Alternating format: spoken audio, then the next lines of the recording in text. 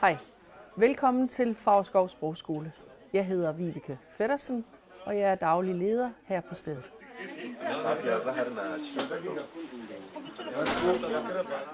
Spørgsmål til billedet.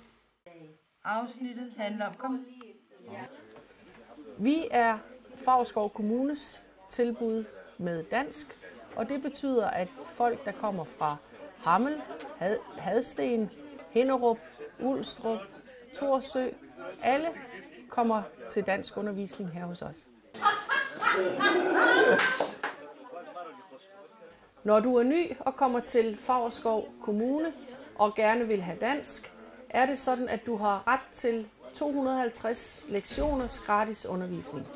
Dem kan du få ved at henvende dig til jobcentret her i Hadsten, hvor de efterfølgende vil sende en henvisning til os.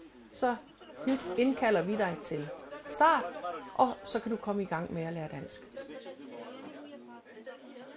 Du kan ringe på nedenstående nummer, og så glæder vi os rigtig meget til at se dig her på Favrskov Sprogskole.